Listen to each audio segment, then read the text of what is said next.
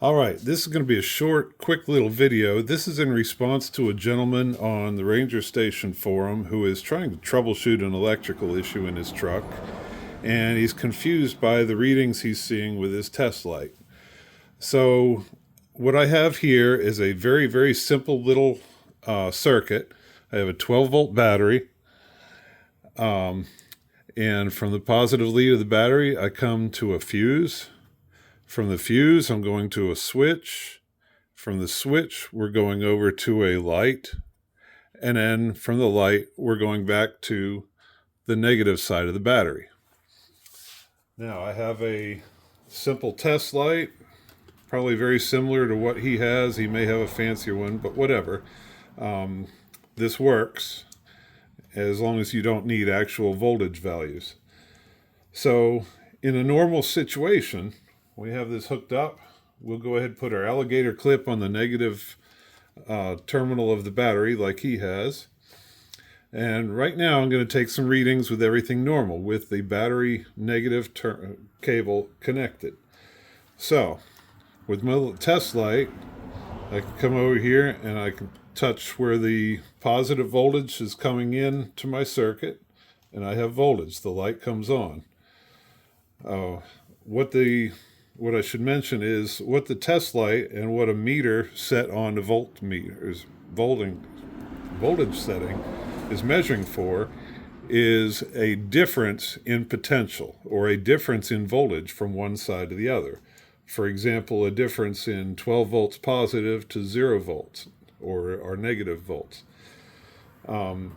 So this always has to be across something in order to give a reading, in order to light the light bulb. It has to see a difference in voltage. So that's why with the clip on the negative, and then I come up here and touch my probe on the positive, I've got a difference of 12 volts, and the light bulb lights. On the other side of the fuse, the light bulb lights. I have a difference of 12 volts between this point and the negative. I'll come to the input to my switch, and I have a difference in potential. So I see the light bulb light. If I go right now, the switch is off. The light is not lit. So if I go to this side of the switch, I do not see the light up because there's not a difference in potential. At the moment, this is at the same electrical voltage as the light and the negative terminal on the battery. So we don't see a difference in potential there. So if I turn the switch on, our light comes on. So we are sending voltage to the light bulb. So now when I put this on the output of the switch, I see the light come on. I have a difference of 12 volts between this point and the negative terminal. When I go over here to the input to the positive side of the light bulb socket, the same thing.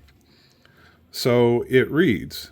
But if I come to the output side of the light bulb, I do not light up the light in my test meter because this point and all these other points are at the same electrical potential or the same electrical voltage as the negative terminal that my alligator clip is connected to. So the gentleman's question is, as he's troubleshooting, he has disconnected the negative cable from his battery in the truck. So we'll simulate that. I'm going to leave the switch on. Okay, I disconnect that and I'll just lay it right there. But he has his alligator clip connected to the negative terminal. So we can read across the battery and we see we have 12 volts there, or we have our voltage difference. Come to the input of the circuit, I have the voltage difference. Output of the fuse, I have the voltage difference. That's the same as going into the light switch. Coming out of the light switch, I have the voltage difference. Okay, still 12 volts difference between here and the battery, because my light I'm measuring to the battery negative terminal. And that's why. So on the input to the light, I have the same thing. Now what he's confused is there are places in his circuit where he does not expect to see voltage, like on the output of the light. But you can see I have voltage there.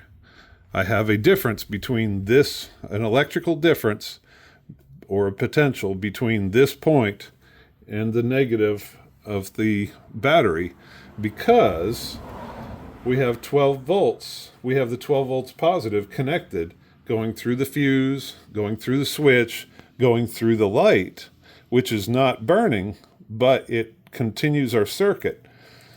And when I touch my test lead here, I touch that 12 volts and it completes a circuit through the test light to the negative terminal of the battery. Even though I'm not connected, my circuit ground is not connected. All that means is that the light is not lighting because I do not have enough current going through the light bulb and back through this clip to light the light bulb. But I can touch here. I can even touch the clip. Okay, you could touch the battery, the negative battery cable that will get connected to the battery. And you see that's at 12 volts right now. That is a 12 volt difference between the negative battery cable and the negative battery terminal, because they're not connected. Okay, as soon as I connect my negative battery cable back up, now the light comes on, and on the negative side of my circuit, my test does not light up because we do not have a difference in voltage. This is at the same electrical voltage as that terminal on the negative side of the battery. So that is why he's getting the readings he's getting right now. And that's sometimes hard to understand. You can do the same thing with a meter. I did it with a test light because that's what he is using. And for what he's doing at the moment, that's a good piece of test equipment to use. But here's this is actually an excellent brand, but it's a less expensive model of digital multimeter. So I can connect, I'll put my black lead over here on the negative battery terminal, and I'm not connected, so we have 0 volts. Okay, if I connect to the output of light, we have 0 volts. That you can ignore that little bit. That's way to the right of the decimal point. That's not enough voltage difference to do anything right now. That's actually reading a difference because wire does have some resistance. So we're dropping some voltage across the wiring and the connections in this circuit, but it's not much. But as soon as I go to the other side of the light bulb, there's our battery voltage. And this is an old battery. It's not fully charged. I took it out of the motorcycle because it was going bad. So there's our battery voltage, or our difference in voltage between the negative terminal on the battery and the input to the light bulb, or the output of the switch, or the input of the switch, or the input of our circuit, or the input to the fuse, whatever you want to call that. Okay, so that's the difference in voltage. When we turn the switch off, we still have our battery voltage on each of these points up until we get to the switch, which is open. When you have a break in the circuit, like a broken wire or an open switch or a blown fuse, that's called an open circuit. So on the output of the switch, we do not see an electrical potential or electrical difference because this wire is connected through the light and through all these to the negative terminal of the battery.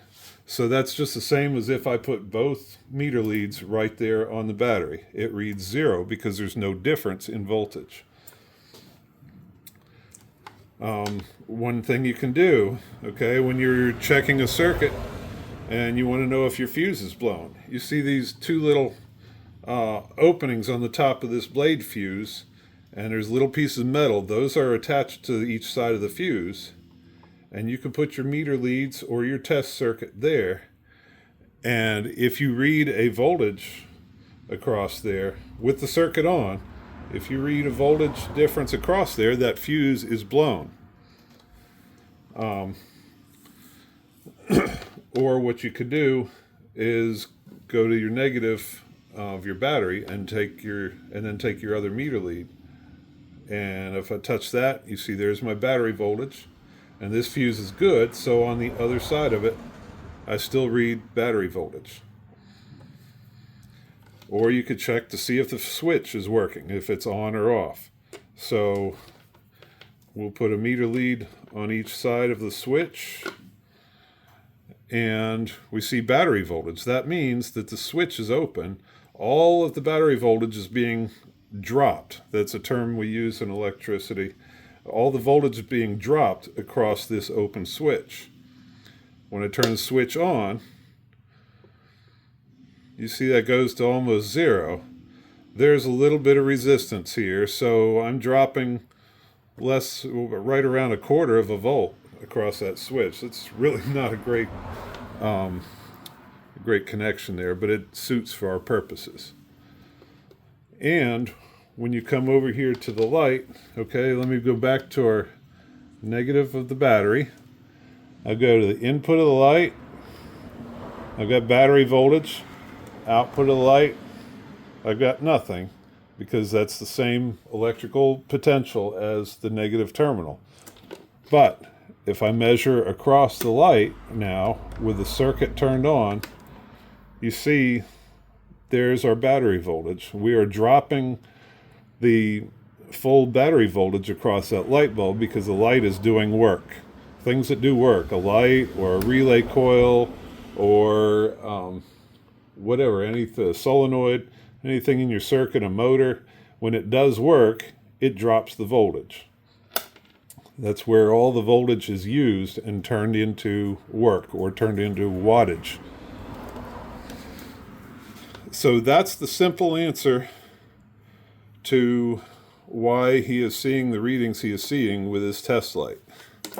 And I could do that with a test light also. We can go to, okay, with our test light in parallel with that light, you see we're dropping the voltage. We have a difference in voltage. We have almost 12 volts here, and we have almost 0 volts over there. So we have an almost 12 volts difference in potential, and that's enough to light the light in our tester. If we turn the light off, or turn the switch off, we do not have a difference in potential. So we don't see that. I hope that sheds some understanding on that. And then I've got the drawings pulled up for his ignition system that he's trying to troubleshoot. And I'll try to answer some other questions in the forum, just typing the answers in. Thanks for watching.